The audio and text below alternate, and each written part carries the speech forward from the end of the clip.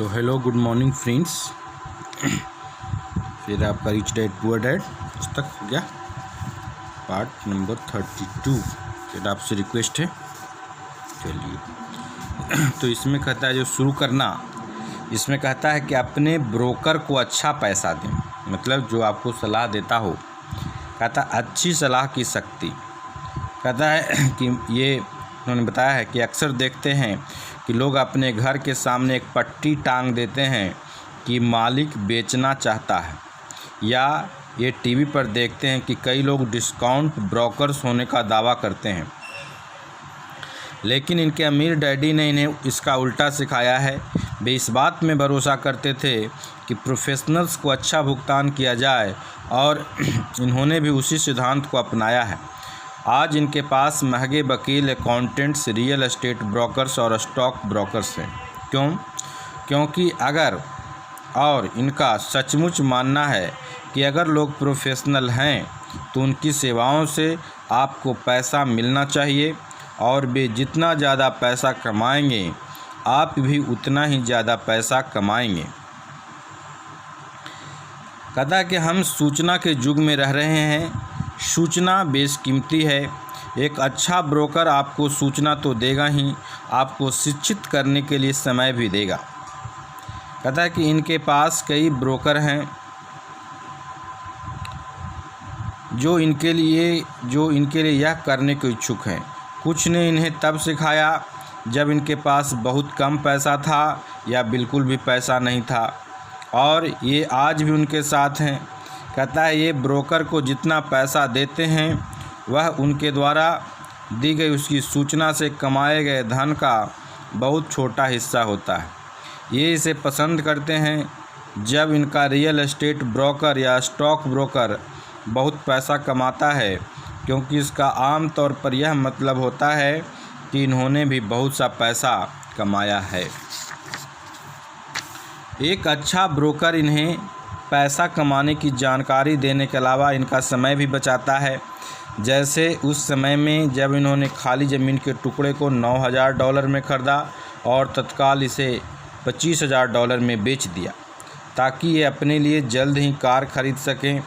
Broker इनके लिए आँख और कान है। वे हर रोज़ वहाँ होते हैं, इसीलिए इनकी वहाँ कोई ज़रूरत नहीं होती। ये उसके बजाय गोल्फ़ खेल सकते हैं। इसके अलावा जो लोग खुद ही अपना घर बेचते हैं उनके लिए खुद के समय की कोई ख़ास कीमत नहीं होती, और ये कुछ पैसा बचाने के चक्कर में अपना समय क्यों ख़राब करें, जबकि इस समय को ये पैसा कमाने में या अपने अंतरंग लोगों के साथ बिताने में इस्तेमाल कर सकते हैं।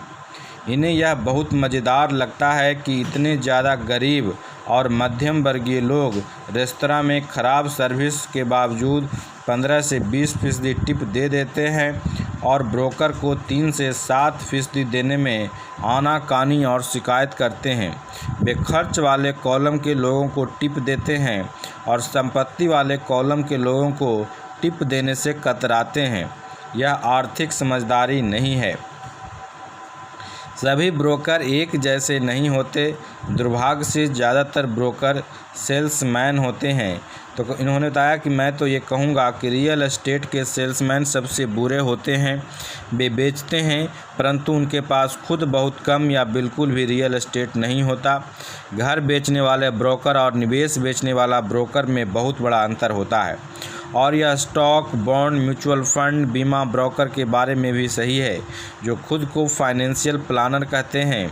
परिकथा की तरह ही आप एक राजकुमार खोजने के लिए बहुत से मेढकों को चुनते हैं। पुरानी कहावत को याद कीजिए कि अगर आपको इंसाइक्लोपीडिया की ज़रूरत हो तो इंसाइक्लोपीडिया बेचने वाले से न पूछें।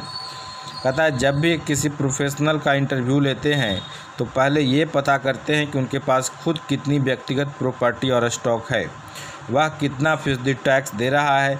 यही इनके टैक्स अटॉर्नी और अकाउंटेंट के बारे में भी करते हैं। इनके पास अकाउंटेंट है जो अपने काम से काम रखती हैं। उनका पेशा हालांकि अकाउंटिंग है, परंतु उसका काम रियल एस्टेट है। इनके पास एक अकाउंटेंट था जो एक छोटा बिजनेस अकाउंटेंट था, परंतु उसके पास रियल एस्टेट बिल्कुल भी नहीं था, तो इन्होंने अकाउंटेंट बदल दिया।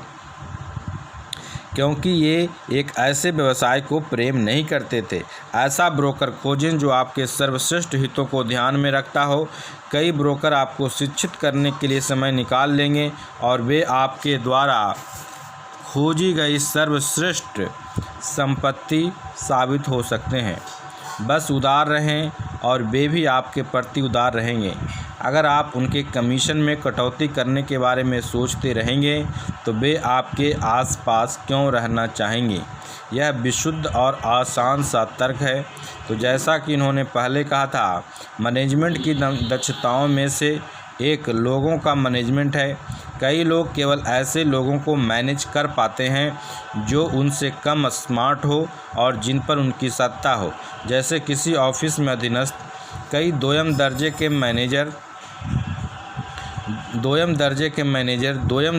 मैनेजर ही बने रहेंगे और उन्हें कभी भी तरक्की नहीं मिलेगी, क्योंकि वे यह तो जानते हैं कि नीचे वाले के साथ कैसे काम किया जाता है, परंतु वे यह नहीं जानते कि ऊपर वाले के साथ कैसे काम किया जाता है। असली दक्षता है किसी तकनीकी क्षेत्र में अपने से श्रेष्ठ और अपने से ज़्यादा स्मार्ट व्यक्तियों को मैनेज करना, उन्हें अच्छे पैसा देना। इसीलिए कंपनियों में बोर्ड ऑफ डायरेक्टर्स होते हैं। आपके पास भी होना चाहिए और यह फाइनेंशियल समझदारी है। इंडियन दाता बने। यह बिना कुछ दिए पाने की ताकत है। जब अमेरिका में गोरे लोग गए तो उन्होंने अमेरिकन इंडियंस की सांस्कृतिक परंपरा से झटका लगा। उदाहरण के तौर पर अगर किसी गोरे आदमी को ठंड लगती थी तो इंडियन उसे कंबल दे देते थे। श्वेत प्रवासी इसे उपहार समझ लेते थे और जब इंडियन कंबल वापस मांगता था तो उन्हें बहुत बुरा लगता था। इंडियंस को भी बुरा लगता था जब उन्हें यह पता चलता था कि श्वेत प्रवासी कंबल वापस नहीं करना चाहते थे। इस तरह इंडियन दाता वाक्यांश पैदा हुआ, एक छोटी सी सांस्कृतिक नासमझी के कारण। संपत्ति के कॉलम की दुनिया में इंडियन दाता बनना दौलत के लिए बहुत ज़रूरी है। परिष्कृत निवेशक का पहला सवाल यह होता है कि मेरा पैसा मुझे कितनी जल्दी वापस मिल जाएगा।